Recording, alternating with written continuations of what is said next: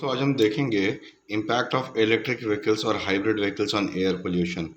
किस तरह से इलेक्ट्रिक व्हीकल्स और हाइब्रिड व्हीकल्स जो है एयर पोल्यूशन को कम करने में सहायक है, या इलेक्ट्रिक व्हीकल्स और हाइब्रिड व्हीकल्स का एयर पोल्यूशन पे क्या इम्पैक्ट है। देखिए क्या कहता है कि EVs and hybrid vehicles have potential to reduce air pollution significantly as compared to ICEs। ICEs का मतलब होता है इंटरनल कंबशन इंजन, जो कि ट्रेडिशनल व्हीकल्स में यूज़ होता है। तो इलेक्ट्रिक व्हीकल और हाइब्रिड व्हीकल जो है काफ़ी कम कर सकता है पोल्यूशन को as compared to internal combustion engine. अगर हम बात करें ज़ीरो टेल पाइप एमिशन की, तो देखिए जो इंटरनल कंबशन इंजन वाले जो व्हीकल्स होते हैं, जो ट्रेडिशनल व्हीकल्स होते हैं, उससे काफ़ी टेल पाइप एमिशंस निकलता है, जैसे धुआं निकलता है इत्यादि। लेकिन ईवीज़ में किसी तरह का कोई टेल पाइप एमिशन नहीं होता है, यानी ज़ीरो टेल पाइप एमिशन, यानी कोई हार्मफुल पोल्यूटेंट नहीं है, जैसे carbon monoxide, nitrogen monoxide, particulate matter, ये सब कुछ भी एमिशन नहीं होता है।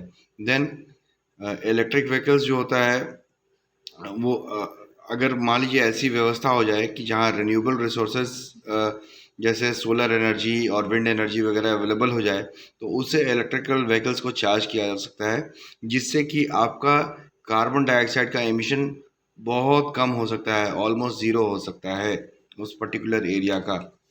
देन मैं आपको बता देना चाहूँगा कि कार्बन डाइऑक्साइड जो होता है वो ग्रीन हाउस इफ़ेक्ट में सबसे ज़्यादा हेल्प करता है, तो जिससे काफ़ी हीट जनरेट होता है।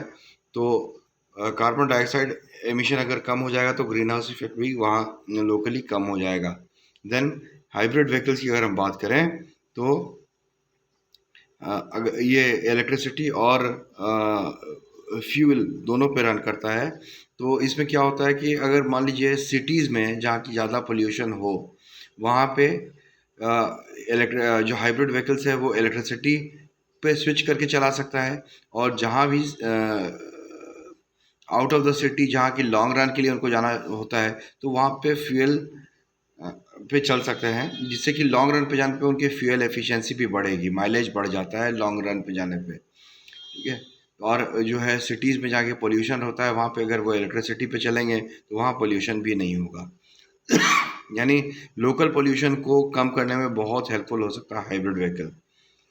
अगर बात करें नॉइज़ रिडक्शन की, तो हाँ, ट्रेडिशनल व्हीकल्स में इंजन की आवाज़ जो होती है वो इलेक्ट्रिक व्हीकल्स और हाइब्रिड व्हीकल्स में न के बराबर होती है, तो नॉइज़ रिडक्शन हो सकता है। देन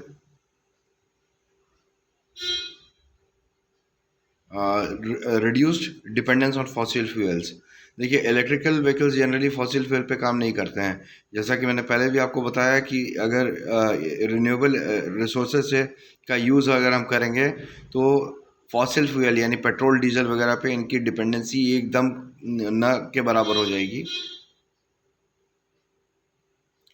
हाँ, एक पॉइंट ऐसा है जो कि इन सारे पॉइंट्स, ये सारे जो पॉजिटिव पॉइंट्स हैं, तो एक नेगेटिव पॉइंट भी है, वो है disposal of batteries is the major concern, otherwise electric vehicles and hybrid vehicles are good option. तो बैटरी जो इलेक्ट्रिक व्हीकल्स यूज़ करेगा, उसे डिस्पोज कैसे किया जाए, उसे रिसाइकिल कैसे किया जाए, ये एक मेजर कंसर्न हो सकता है when talking about impact of electrical vehicles hybrid vehicles on air pollution.